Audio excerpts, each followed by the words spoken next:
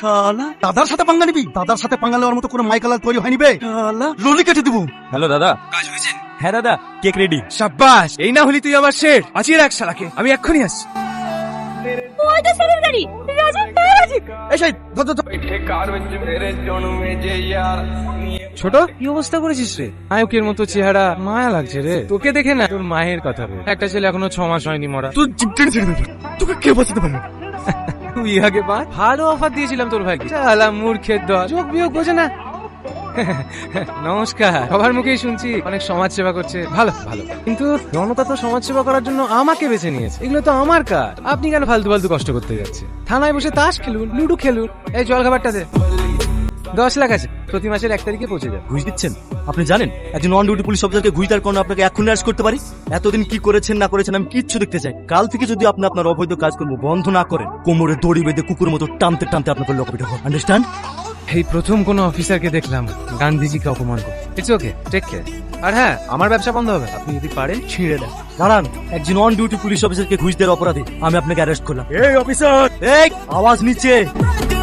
তোর ভাইও সাউথের নায়কদের মতো এন্ট্রি করেছিল, কিন্তু ও মালকে বোঝাবে কে বল? হে এলাকার নায়কও আমি, ভিলেনও আমি। এখানেই তো ছোট, ওই গাছে ঝুলি রেখেছিলিস না? না না দাদা, এই গাছে দেখতে পাচ্ছেন না, এখনো দড়ি ঝুলছে।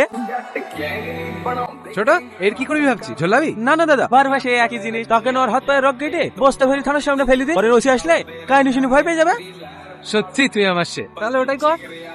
এই রেডি কর, রেডি কর।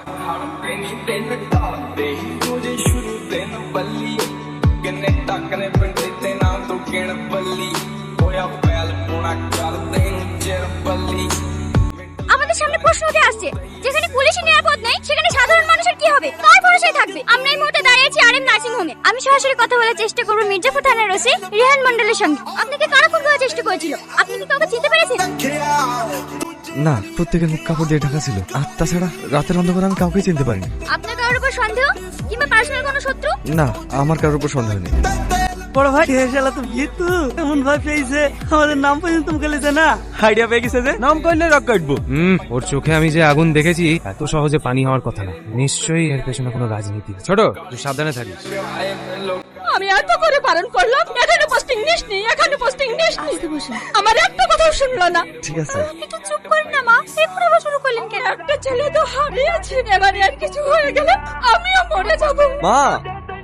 আসছি বুবু, এখন আবার যাবা কেন? সারা জায়গা খাওয়া দাওয়া করা নাই? বাবা তুমি কি গোসলটা করিলাও, আমি রান্না বসাচ্ছি, একবারে খাওয়া দাওয়া করে যাবো। আমি আবার বিকালে আসবো বুবু, এখন আসছি।